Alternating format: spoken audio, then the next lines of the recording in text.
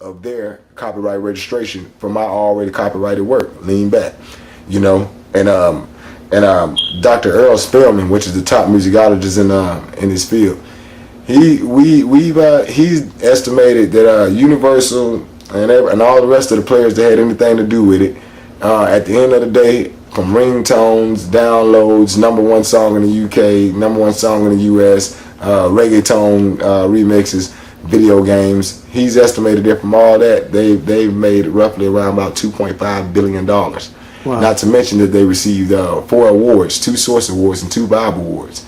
You know, so they made a shitload of money. You know what I mean? So in between the song, you said it was something, a verse you think he was directing to you, or not towards, you know, a country dude, if it wasn't for something like that. I mean, definitely.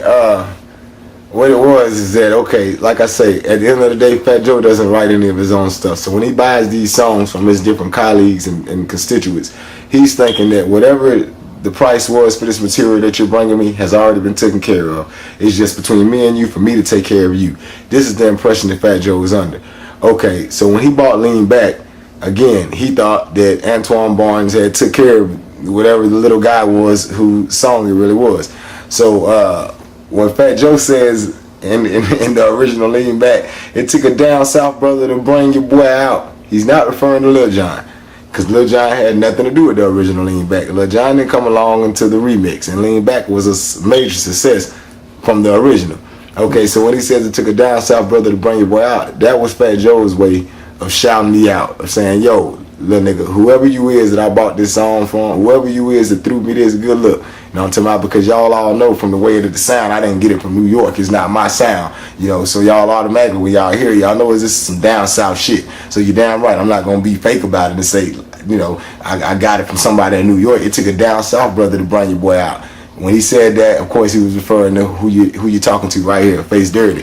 Now I'm talking about who was originally, of course, from Birmingham, Alabama, which is obviously, of course, down south. You know what I'm saying? So, you know what I'm saying? Half the niggas in my squad got a scar on their face. You know what I mean? Yeah, he's telling me, okay, gives a fuck about your faults. How much happens?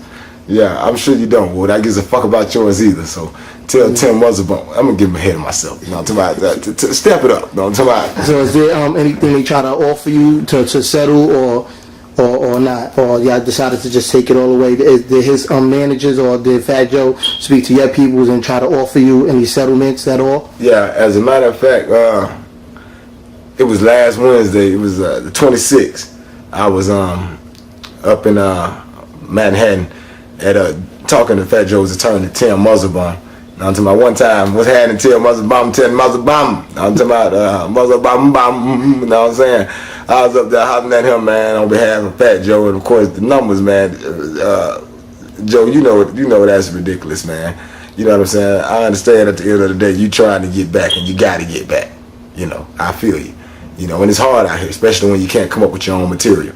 You know, I read, matter of fact, Fat Joe, I read in the magazine, what was it that you said in the last Double XL, where they asked you how many times did you listen to Jay, where they asked you, when you first heard Jay-Z and Alicia Keys' song, did you wish you had it? You said, damn right, I wish it was mine. I wish I had it. I listened to it 72 times in a row, saying it gotta be the drums. It gotta be the drums. Fat Joe, let me ask you something. Why the fuck are you listening to somebody else shit 72 times in a row, bro? To come up with your own song. You said that's where you got the inspiration from, Slow Down Son, You Killing Me, was from listening to Jay-Z shit 72 times. That's ridiculous, bro. But anyway, at the end of the day, we was up there on, Hiscock Barkley. What's happening, Hiscock Barkley? You know what I'm saying? We was up there last Wednesday on the 26th, trying to reach some settlement negotiations, man, because, you know, I'm trying to deal with Fat Joe, and I'm trying to be compassionate, man. Just have the average respect, because he's an artist, you know what I mean. But he's making it hard, man, with those ridiculous numbers. You know, one might say though, that's a pretty substantial figure, Face Dirty. You should have took it. That's damn good. Well, Face Dirty says, step the numbers up. Now to my Tim Muzzlebone, and as a matter of fact, that shit you pulled, man, I didn't appreciate it. And you gotta forgive me, Boogienite, for getting a little personal here, man. You know what I'm saying? But let the viewers know how you feel, baby. Tim, I don't appreciate that shit either, man. I asked you for me in your first conversation, did you in any way represent Universal Motown? You said you didn't. Our second conversation, I asked you, did you in any way represent Universal Motown? Because if you did, I can't talk to you. You said you didn't. When I came to your office, when we sat down, the first thing I asked you was, did you in any way represent Universal Motown Records Group? And you said you didn't. And at the end of the day, when I do agree to take a higher number that I threw at Fat Joe, and then he did come back and say, okay, well, how about this? And I said, okay, when I did decide to do that, man, at the end of the day, you call me back and you say, everybody signed off on this thing. I've got Joe to sign off on it, the litigator has signed off on it, but I can't get in contact with Universal. They're not picking up. And the first thing I said to you, Tim, is, why in the fuck are you discussing our settlement negotiations with Universal Motown if you don't represent them? That was unethical. That was some bullshit, Tim. And that really turned me off from even wanting to do any type of settlement negotiation with you and Fat Joe. So at the end of the day, get some morals, get ethical, and step those numbers up. And I'm more than willing to negotiate. No doubt, you know what I mean? No doubt. Your Face Dirty, you got any sites you want to let the viewers know where to go find your work? Yeah. Check you out at? Yeah. Face Dirty is the shit. .wetpaint.com. Vote Face Dirty for mail.wetpaint.com. Party like a porn star. .wetpaint.com. Hustle Bunnies Get Guap. .wetpaint.com. Tasty Booty Diva Jean Apparel. You know what I'm talking about? .wetpaint.com. I might check you know that what I'm out. saying? I might check that out tonight. So yeah, you know what I'm talking about? All of that. You know what I'm talking about? Oh yeah, and then don't forget, we got some stuff. Supposedly DJ Snot Rag put some blog on the Dis 50 web page concerning the whole lawsuit, and we got some music up there on the Dis 50 page too. You know what I'm saying? So we got some stuff floating around out there, man. You know what I'm saying? So yeah. Yeah, that'll work. Yo, Face Dirty, I definitely appreciate your time, man. Yo, hopefully y'all resolve this problem. Yo, I wish you the best on your career. And yo, we about to sign out your boy Boogienite. Yo, let niggas know who you rocking with, baby. Yeah, man. Hey, look, at the end of the day, Boogienite, Hood Celebrity TV. Now I'm talking about Boogienite shit. Hood Celebrity, we want in. Now I'm talking about all day, every day. At the end of the day and at the beginning of the day is Hood Celebrity TV, Dirty Mouth Entertainment, Big Cat Records, Butter Law Mafia, Smoke Gang Connect, Steel Main Publisher, and the Crooked Politician Clique.